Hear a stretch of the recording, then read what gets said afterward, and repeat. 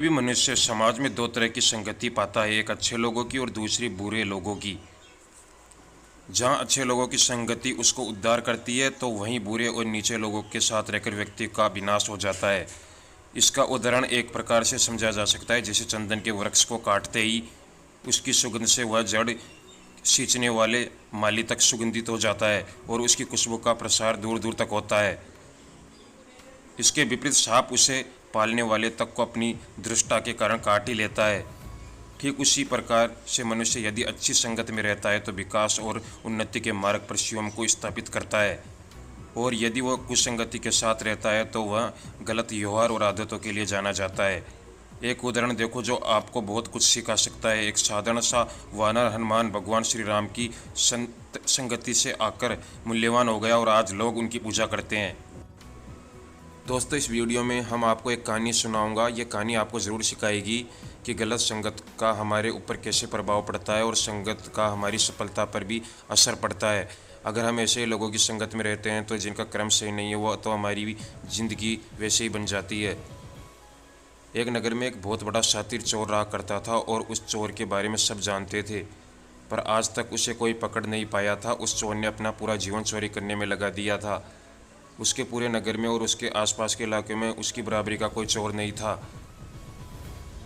दोस्तों, उस चोर का एक बेटा भी था जिसे वो अपनी तरह एक शातिर चोर बनाना चाहता था।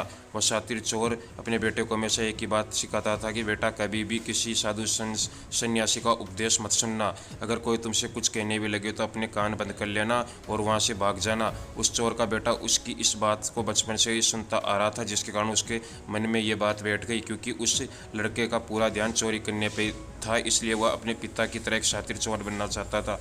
हमारा ध्यान जिस भी चीज़ पर ज़्यादा होता है, हम उसी चीज़ में माहिर हो जाते हैं। एक दिन वह चोर का बेटा सोचता है कि छोटी मोटी चोरियां तो बहुत कर ली, क्यों ना आज राजा के महल में डाकू डालूं।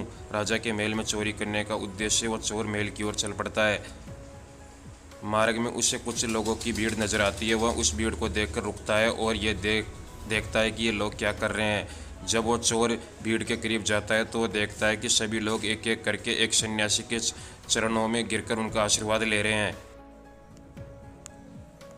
वह सन्यासी और कोई नहीं बल्कि गौतम बुद्ध थे। वो चोर बुद्ध को देखकर उनकी तरफ आकर्षित हो जाता है, क्योंकि उसने भी पहली बार इतने तेजस्वी व्यक्ति को देखा हुआ था। अचानक उसे अपने पिता की बहुत याद आती है कि साधु सन्यासियों से दूर रहना चाहिए। एक बार को वह सोचता है कि वहाँ से चला जाए, लेकिन फिर उसके मन में एक प्रश्न उठता है कि पिताजी ऐसा क्यों कहते हैं। इस प्रश्न का उत्तर जानने के लिए वह चोर सभी लोगों के साथ बैठ जाता है और गौतम बुद्ध का उपदेश सुनने लग जाता है। बुद्ध उस उपदेश में झूठ बोलने की व्यर्थता और विश्वासघात के बारे में बताते हैं। उपदेश समाप्त होने के बाद वहाँ बैठे सभी लोग अपने अपने घर चले जाते हैं और वह चोर भी चोरी करने के लिए महल की ओर चल पड़ता है। रास्ते में चलते हुए चोर अपने मन में सोचता है कि क्यों ना आज उपदेश में कई बातों को मान कर ही देख लिया जाए।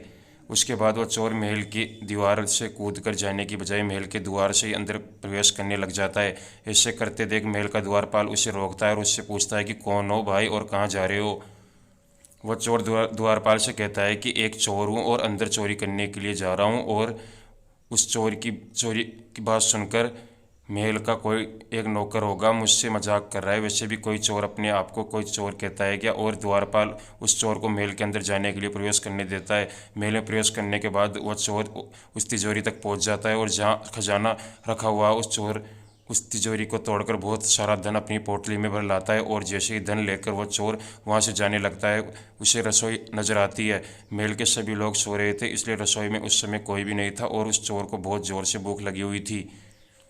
इसलिए वह चोर रसोई में जाता है और पेट भर के खाना खाता है। भोजन करके वह चोर वहाँ से जाने लगता है। तभी अचानक उस बुद्ध की दूसरी बात याद आ जाती है, जिसको हमने नमक खाया, हमें कभी उसके साथ विश्वासघात नहीं करना चाहिए। वह चोर मन ही मन में सोचता है कि मैंने इन राजा महल वालों का नमक खाया हुआ है और अगर मैं इनके धन की चोरी करके ले जाऊंगा तो ये विश्वासघात होगा। इसलिए वह चोर उस धन को रसोई में छोड़कर जाने लगा। और ऐसे कहते हैं कि उस महल की का एक व्यक्ति देखता है और वो शोर मचा देता है कि महल में चोर घुस गया। राजा की सिपाही उस चोर को पकड़ लेते हैं और उस राजा के पास ले जाते हैं। और उसके बाद राजा उस चोर से पूछता है कि जब तुमने धन को चुरा लिया है तो तुम उसे छोड़कर क्यों जा रहे थे। वह चोर कहता है कि एक सन्यासी के उपदेश के कारण किसी के साथ विश्वासघात करना बुद्धिमत्ता नहीं बल्कि मूर्खता है।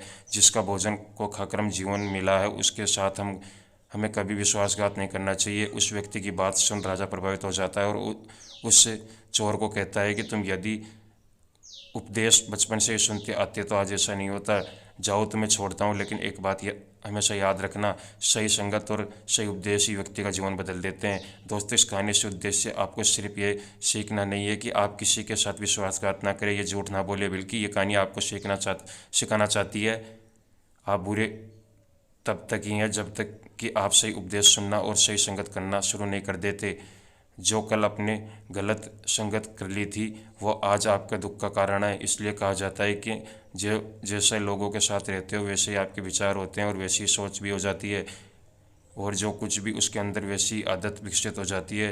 वो सब संगति का असर ही होता है। जैसे कि आप जानते हैं कि यदि आप अच्छे लोगों के साथ रहते तो आपको कुछ अच्छा ही सीखने को मिलता, और बुरे सोचने वाले लोगों के साथ रहते तो निश्चित ही आपकी सोच और आदत भी वैसी बन जाती।